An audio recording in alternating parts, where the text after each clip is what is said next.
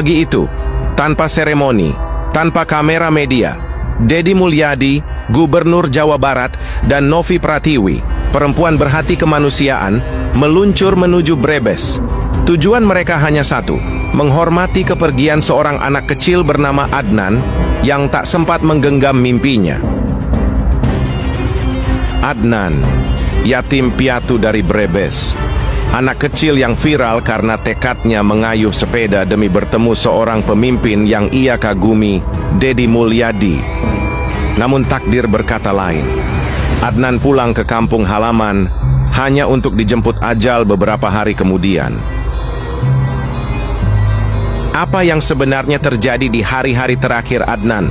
Mengapa tubuh kecilnya melemah begitu cepat? Dan bagaimana reaksi warga Kalierang yang menjadi saksi diam dari kepergiannya? Video ini akan membawa Anda bukan sekadar menonton, tapi merasakan bahwa di balik nama Adnan ada luka, ada kasih, dan ada kebenaran yang harus diangkat ke permukaan. Inilah kisah nyata yang tak seharusnya didiamkan. Adnan dari Brebes, dan mereka yang datang terlambat menemuinya.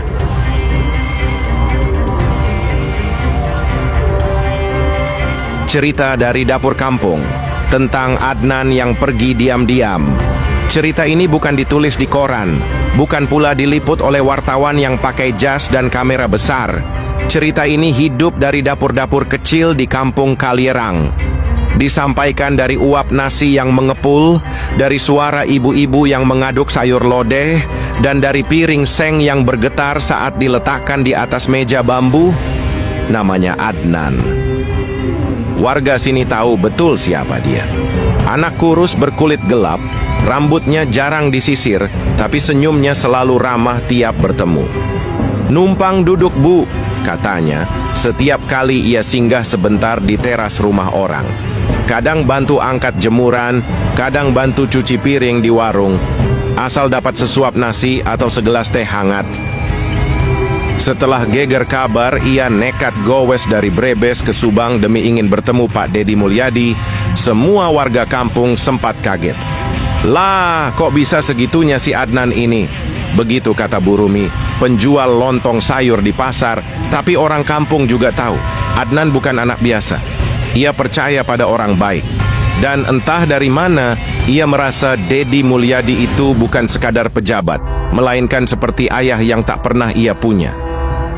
Setelah dijemput Bupati Brebes dari Subang, Adnan dibawa pulang. Warga menyambutnya dengan senyum lega. Pemerintah pun turun tangan. Ia dijanjikan sekolah, diangkat anak asuh. Sudah mulai terlihat cerah masa depannya, tapi beberapa hari setelah itu, tubuh Adnan mulai demam. Ia batuk terus, nafasnya pendek-pendek. Semua mengira hanya masuk angin. Ia tetap memaksa bantu-bantu di dapur yayasan. Ia bilang, "Saya sehat kok, Bu." Tapi pada suatu sore, Adnan tiba-tiba rebah di samping tungku dapur. Tangannya masih menggenggam piring kecil berisi tempe goreng. Matanya memandang langit-langit rumah. Kosong. Nafasnya terputus perlahan, seperti pelita yang kehabisan minyak. Warga langsung geger, Pak RW menangis, Bu Rumi pingsan, dan Bu Yati yang paling sering berbagi nasi dengannya tak berhenti menyebut nama Allah. Adnan pergi, diam-diam, tanpa pamit, tanpa sempat benar-benar duduk di hadapan orang yang paling ingin ia temui. Makamnya kini berada di sudut pekuburan desa, di bawah pohon sawo tua. Di nisan kayunya tertulis, Adnan bocah kampung yang percaya pada kebaikan. Dan begitulah, cerita ini tidak hidup dari buku atau internet. Ia hidup dari asap dapur warga kampung, dari sendok-sendok sayur yang berputar, dari air mata diam-diam yang jatuh ke dalam masakan. Karena Adnan bukan cuma anak yatim piatu, ia adalah rasa kehilangan yang diam-diam menyusup ke setiap rumah yang masih tahu arti kasih sayang.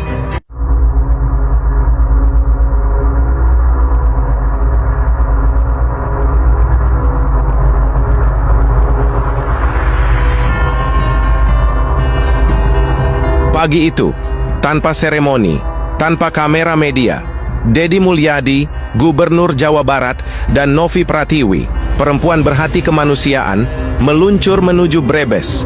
Tujuan mereka hanya satu, menghormati kepergian seorang anak kecil bernama Adnan yang tak sempat menggenggam mimpinya.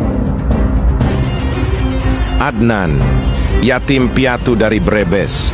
Anak kecil yang viral karena tekadnya mengayuh sepeda demi bertemu seorang pemimpin yang ia kagumi, Deddy Mulyadi. Namun takdir berkata lain. Adnan pulang ke kampung halaman hanya untuk dijemput ajal beberapa hari kemudian. Apa yang sebenarnya terjadi di hari-hari terakhir Adnan? Mengapa tubuh kecilnya melemah begitu cepat? Dan bagaimana reaksi warga Kalierang yang menjadi saksi diam dari kepergiannya? Video ini akan membawa Anda bukan sekadar menonton, tapi merasakan bahwa di balik nama Adnan ada luka, ada kasih, dan ada kebenaran yang harus diangkat ke permukaan. Inilah kisah nyata yang tak seharusnya didiamkan. Adnan dari Brebes dan mereka yang datang terlambat menemuinya.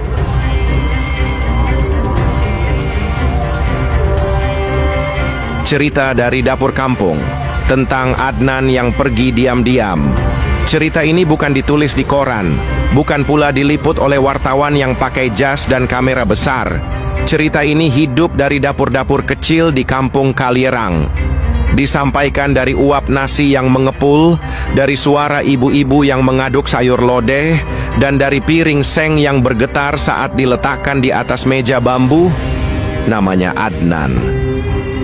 Warga sini tahu betul siapa dia. Anak kurus berkulit gelap, rambutnya jarang disisir, tapi senyumnya selalu ramah tiap bertemu. "Numpang duduk, Bu," katanya, setiap kali ia singgah sebentar di teras rumah orang. Kadang bantu angkat jemuran, kadang bantu cuci piring di warung. Asal dapat sesuatu